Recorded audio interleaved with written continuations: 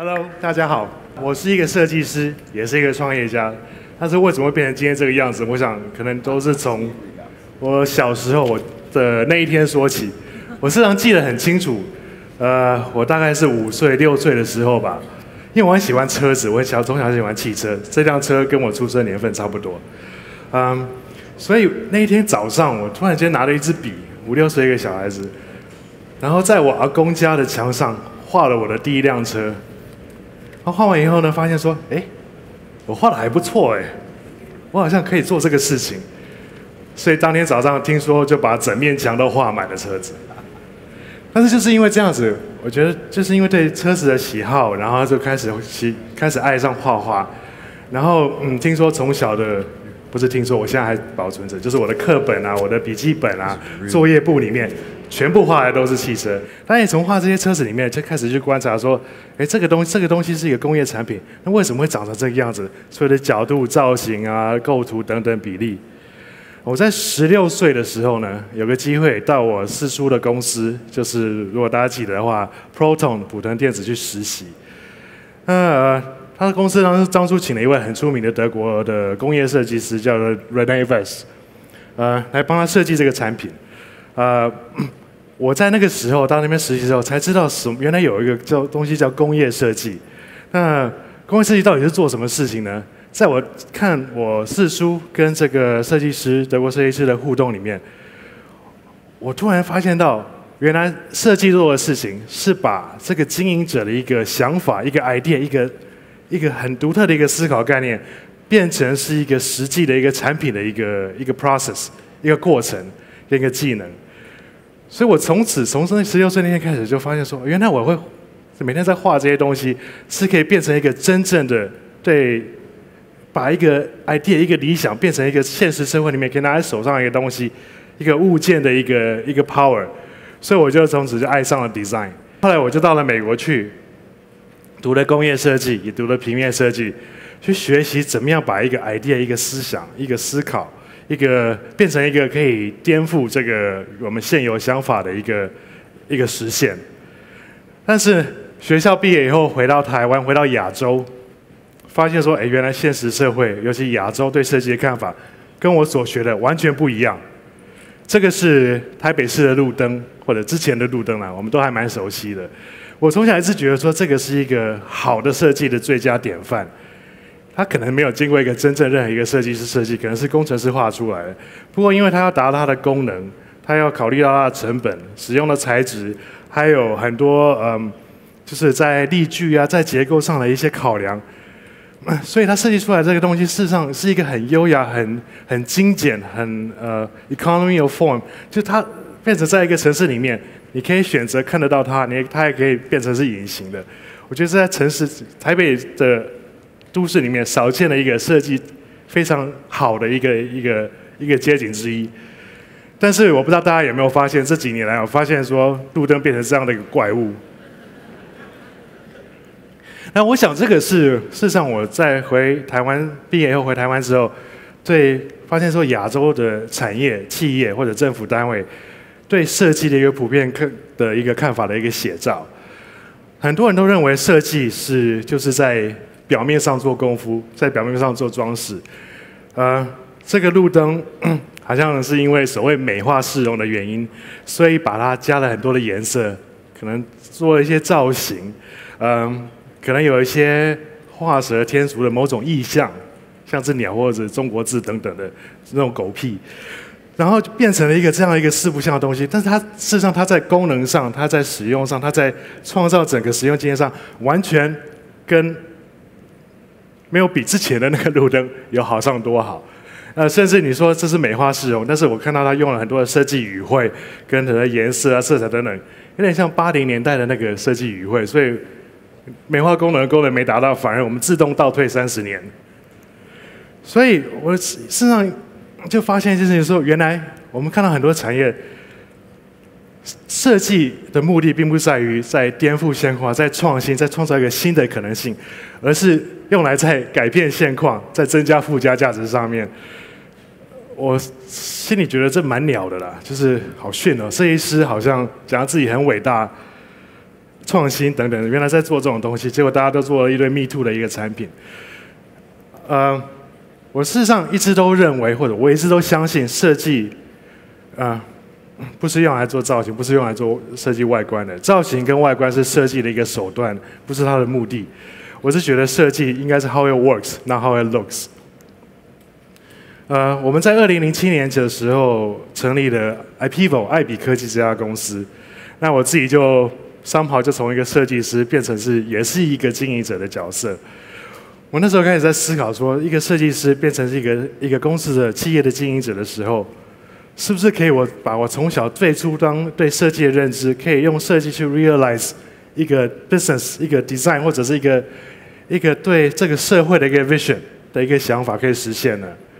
我们这个公司事实上成立，是因为我们看到，因为网络的关系，有很多的新的一些使用经验、新的一些产品工具的机会。我们希望利用工业设计来创新，我们希望也利用到台湾我们做硬体开发、研发跟生产制造的优势，来做一个新的一个全球性的一个世界的品牌。那这是大家熟悉或之前熟悉的网络的样子，大家是透过电脑经过 browser 再看用看的，再看一个静态的网页。但是大家也知道，网络的功能变得非常的多，网络已经不是用来看的，它是变来让你使用的。所以事实上，网络上面很多的服务、很多的用法、用途，已经超出了我们用的这个个人电脑的它的硬体的一些限制。所以我们发现说，如果说你把音乐从电脑里面拉出来，把 email 拉出来，或者把讲电话行为拉出来的话，它变成一个有更多的可能性可以产生，它可能是可以产生一个新的一种 device。所以我们事实上公司成立后第一个课题是开始思考 Skype 如果变成一个实体拿在手上的工具的话，到底应该是长得什么样子？大家知道 Skype 虽然很方便，但是大家对着电脑讲话，事实上老是有点不习惯，它也有一些功能上的不方便。所以事实上从这边思考的出发点，不是以一个设计一个话机、一个电话这样的一个物体、一个 object 的出发点来设计，而是以工业设计常常讲到的是，我们希望设计的是一个动词。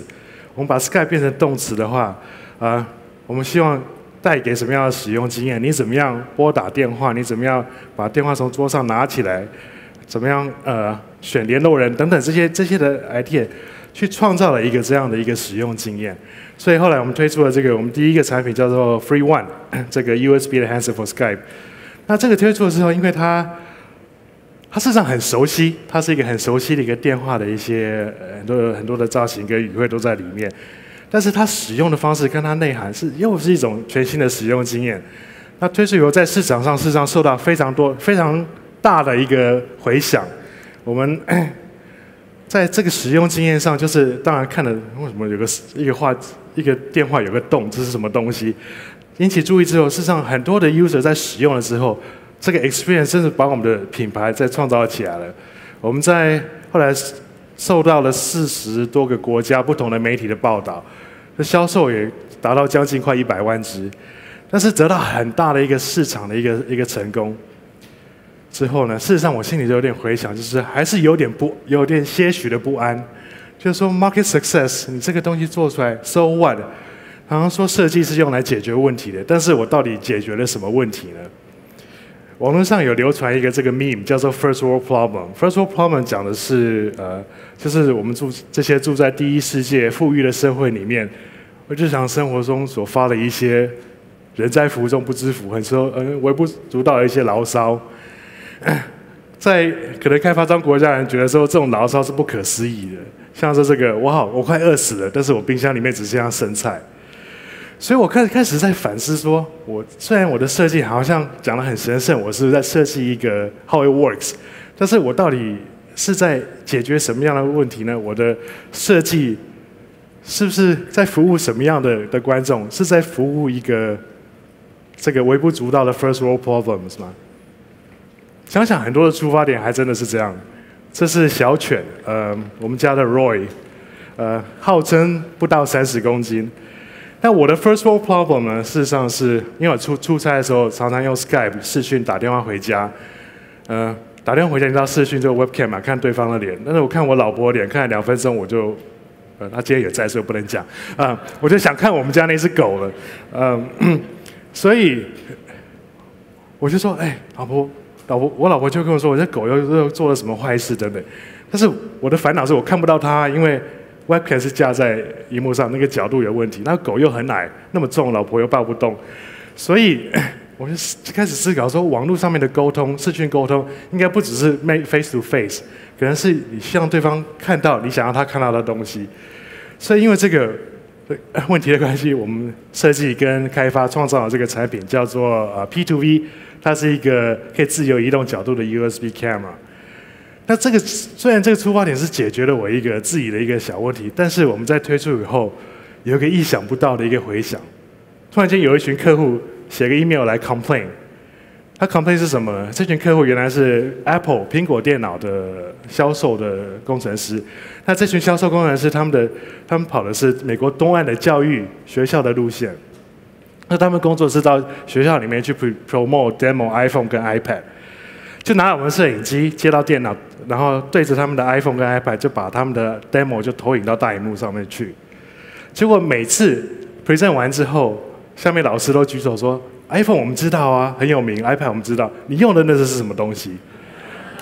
所以他们的 complaint 是说，你们印一些型录好不好？他们是帮 Apple 工作，不是帮我们这个公司工作。所以，但是就因为他们的介绍下面，我们把我们推到美国的教育市场里面去了。我们发现我们的 P2V 这个产品，这个 design， 事实上在美国的教育界里面，在学校里面、教室里面，是一个很好的互动教学的工具。老师同样的把这个摄影机接到大荧幕投影出来，对着他们的教材，可能是一个数学的习题或者青蛙的解剖，就可以跟全班的同学分享。那我们在学校老师也告诉我们说，传统他们要做到这件事情的时候呢，是需要一个叫做文件摄影机 （document camera） 或实物摄影机的一个器材，非常的昂贵、非常的笨重、非常的复杂跟难用。他发现到我们这个产品之后呢，我们是1/10的价格，1/10不到的重量，我们的说明书好像只有3页。因为很直觉式的设计，所以看了就知道怎么使用了。所以，发现说这个东西在校园里面是非常普及，因为之前太贵了，没有办法每个教室都买。现在变成每个教室都发一支，甚至经费不足的学校也可以开始使用这样的技术。他们发现说，跟今天主题有点相关的，美国现在非常开始风行的一些翻转教室 （flip classroom） 的这用法上面，也非常的适合。就这样子，我们的产品就这样，几乎没有做广告，下面在美国的教育市场打开了。我们这个从台湾出发的一个50人的新创公司，正在颠覆、正在整个破坏美国这个传统很封闭的教育科技市场。我们5月的时候做了一个统计，发现我们的产品居然在美国全部的中小学里面有32%在用我们的设计。那突然间发现说，哇，原来我的第一世界问题，我的生活上的小牢骚，为这个的设计，居然可以去 solve 真正的 real world problems， 而且可以变成是真的 real world 的 solution。所以我后来看到这个美国米兰理工大学教授讲了一句话，Robert Vaganti 讲了一句话，我觉得对设计非常有道理。他说，设计 design 这个字的来源是拉丁文的 destinare，destinare 这个字就是英文的 destiny， 赋予的意思。所以设计事实上它不是外观，它不是风格，它不是技术，它不是功能。design 应该是人们赋予这个产品是一个新的意义。那真正 design 的目标应该是一个这个意义的创新。我们事实上在 iPad 平板电脑这些出来的时候，我们开始思考在 tablet 上面的一些应用。我们在思考，因为大家都知道 iPad 是多点触控 multi-touch 的，但是我们常常也用触控笔，但触控笔都是一个点它是没有办法做 multi-touch 的这个功能，所以我们就思考说，是不是那个触控笔可以也做一个多点触控，它变成是一个手的延伸的这样的一个概念。所以我们就用筷子的设计方式做了一个触控筷。那我们发现，它真的 work，它真的可以在上面做移动，可以放大图片，做这些功能。但是这个产品，我为什么讲这个设计的故事，是因为它后续的发生的一件事情，让我觉得有非常大的一个改变。我们推出之后，后来收到一个美国高中生父亲的来信，高中生叫 Richard。他有这个肌肉萎缩的这个症状，所以他手跟脚都不方便，每天坐个轮椅上去学校。他的父亲觉得 iPad 是一个很好的一个辅助教学的工具，就很用心的帮他轮椅上做了一个 iPad 的架子。然后又找到了我们这个我们刚刚的这个 Chopstick 这个触控筷的产品，然后帮他在后面加工做了一个含在嘴上的 mouthpiece。那因为我们 Chopstick 的长度跟材质跟它导电的功能，所以非常适合他的使用方式。所以 Richard 每天就是这样子，在轮椅上跟着他 iPad， 在摇着我们的这个 Chopstick 的这个设计，在上面做功课，在上面学习。收到这个 email， 事实上给我很大的一个冲击，而且给我们整个公司一个很大的一个 shock， 因为这个是连设计师都想象不到的一个意义上的一个创新。